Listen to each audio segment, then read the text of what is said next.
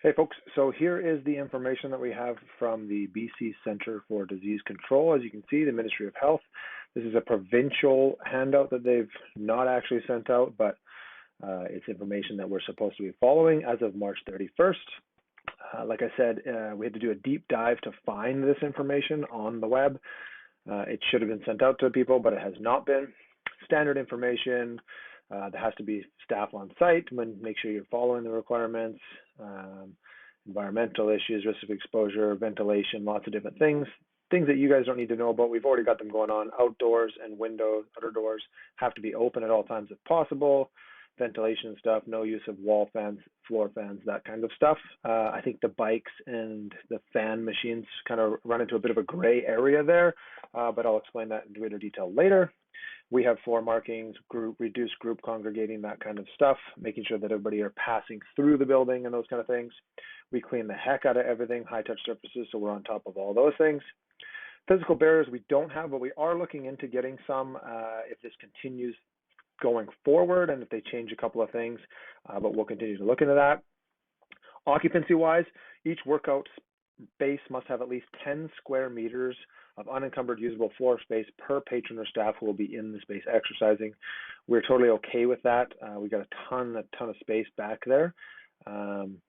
Physical distancing, 2.5 meters between each person at all times in all directions while exercising, okay? So we're going to be moving equipment around, making sure that we're using stuff spaced out enough. That's looking like 7.5 feet, right? 8 to 9 feet almost for distances.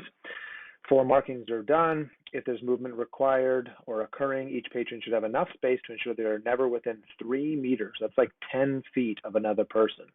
Personal trainers must maintain 2 meters from other patrons. Okay, no spotting allowed for weightlifting unless your persons reside in the same household, so husband, wife, father, son, that kind of thing. And then 2 meters while not exercising, so that's anytime you're traveling around in the facility. Everyone must book in advance, no drop-ins allowed. You must not come if you're feeling sick, please. So cancel if you're feeling unwell, no problem on our end there. Please do not arrive any earlier than your scheduled time. If you do, you guys are welcome to go for a jog down the pathway, go for a walk up the hill, any of that stuff. Just park outside where we've allotted parking and then just get outside, go for walks, whatever you want to do, right?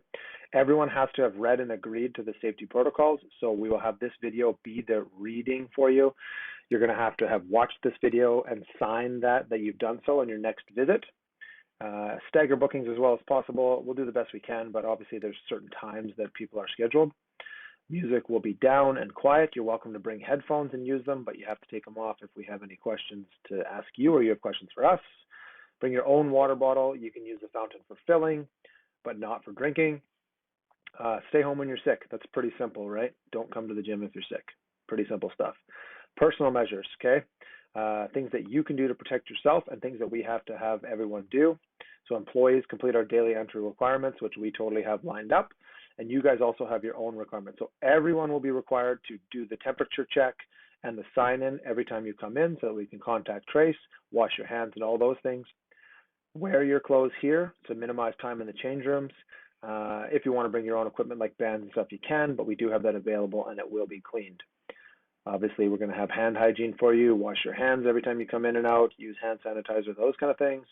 And here's the big crutch at the end, which is really unfortunate, but masks must be worn at all times, including while exercising.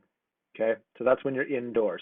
So we're going to set up a lot of stuff outdoors, and I've got another piece of this video that's coming up that's going to explain that for you in a second.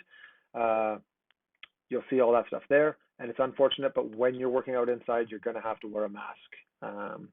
We've got outdoor stuff set up already. It's all planned and ready to go, but you're going to be okay. And as the usual caveat, anybody who's unable to wear a mask due to health condition, physical, cognitive, or mental impairment, or you're unable to physically put on or remove a mask without someone else's help, you're exempt from those requirements, right? But then you have to maintain a 3-meter distance at all times. So, yeah, watch the rest of the video. You're going to see all kinds of information about us getting us outside, the way the programming is going to go going forward, all that kind of stuff. It's going to be in the gym will be general strength stuff. Out of the gym will be your cardio stuff. And we got a beautiful 2 weeks coming up. So be ready for some awesome weather. We're really looking forward to challenging ourselves and seeing how we can make this all work. Thanks, guys.